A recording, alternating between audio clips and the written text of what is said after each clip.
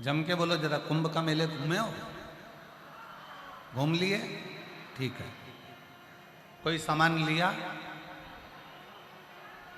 कुछ तो लिया होगा। अगर हम 10 रुपए का भी कोई सामान लेते हैं ना, तो पहले विचार करते हैं ये टूटेगा तो नहीं, बेकार तो नहीं होगा।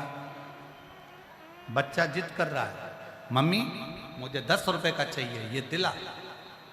मम्मी ने कहा बताओ जरा कैसा है।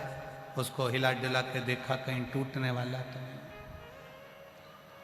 बेकार तो नहीं होगा। एक 10 रुपए के सामान को हम लेते हैं, 10 रुपए की चीज हम लेते हैं तो 50 बार सोचते हैं, अच्छा भी सोचते हैं और बेकार भी सोचते हैं। अच्छा भी सोच रहे हैं और बेकार भी सोच रहे हैं।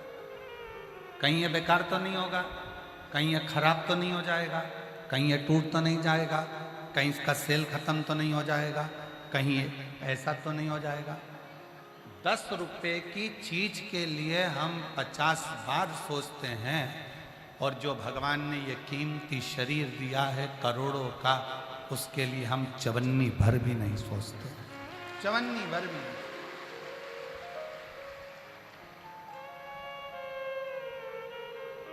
पीछे बक्सा बक्सा नहीं चल रहा। 10 रुपए की चीज के लिए हम सोचते रहते हैं, विचार करते रहते हैं, पर ये शरीर कितना कीमती है,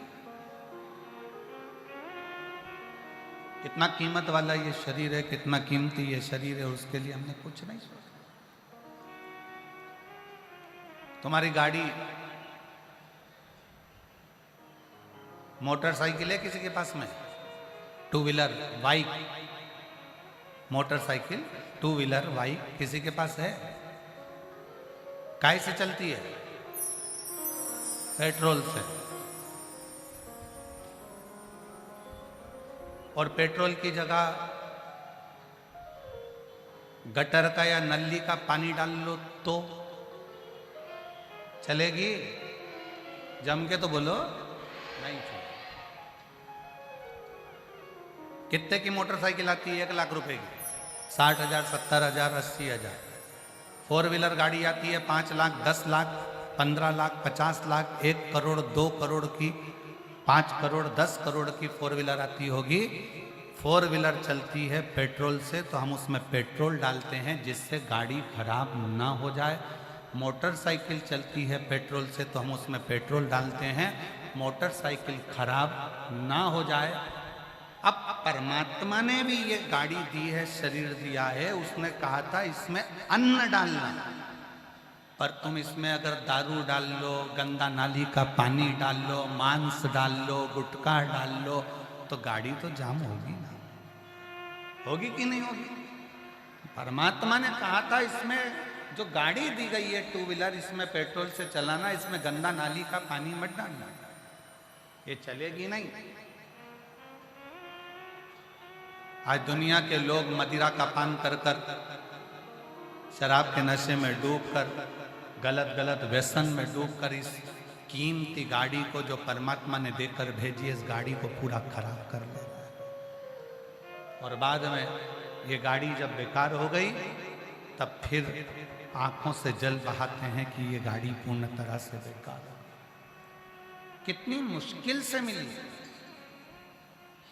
83,99,999 योनियां काटने के बाद ये मनुष्य की देह 84,00,000वें नंबर की देह मिली है। और फिर इस अंदाजे में मत रहना कि दूसरी बार मिल जाए। तुमने इतना अच्छा कोई पुण्य, संसार के लोग कहें कि हम बहुत पुण्य कर रहे हैं, तो निवेदन है, पुण्य का मतलब क्या होता है?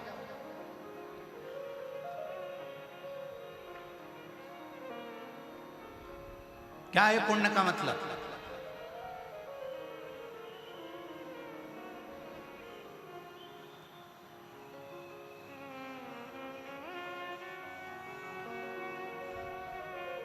बड़े बड़े स्थान पर जाकर देखना तो लिखा होगा, इन सेठ जी ने पूरे कुंभ में भोजन कराया, फिर दूसरी जगह पर जाकर देखो तो लिखा होगा इस कंपनी ने पूरे कुंभ में लोगों को भोजन कराया। पर सही पुण्य किसको कहा गया? जो छोटे छोटे अखाड़ों में, छोटे छोटे शिविर में संत बिना नाम के भोजन करा रहा है और सोच भी नहीं रहा कि मेरा नाम है। ये पुण्य।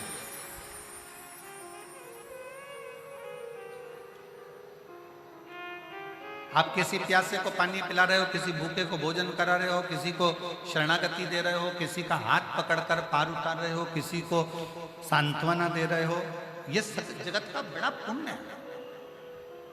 कोई बीमार है उसकी औषधि कर रहे हो, कोई को शिक्षा की जरूरत है आप उसको शिक्षा प्रदान कर रहे हो, ये पुण्य है।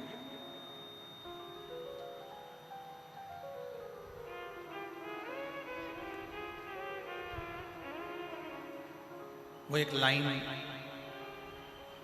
हमारे शैलेंद्र जी बड़े प्रेम से गुनगुनाते हैं कि मैं गंगा गया, काशी गया, पर गंगा नहाते हुए ये ख्याल आ गया, कभी बूढ़े माँ बाप की सेवा करी ही नहीं तो फिर गंगा नहाने से क्या।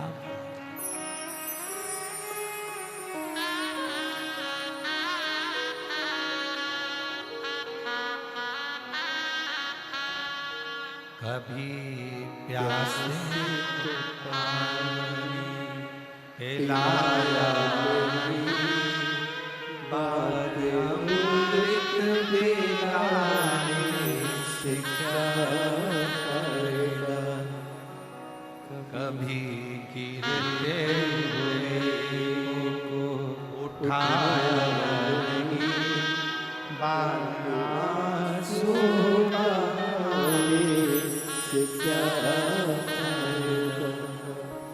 आप जो मानव की देह लेकर पैदा हुए हो, मनुष्य का शरीर लेकर पैदा हुए हो, हम जानते हैं कलयुग में सब उलझे पड़े, सब उलझे।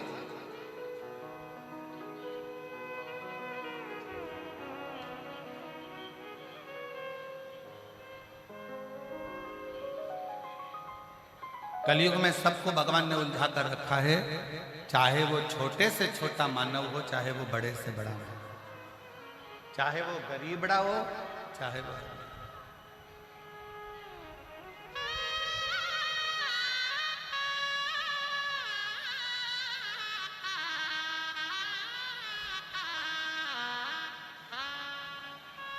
सवेरे कोई कह रहा था, एक माता जी मिलने आई थी, गुरुजी आप कहते हो कि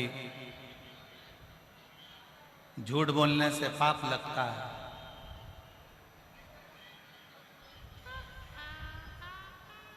तो सच बोलने से क्या लगता है?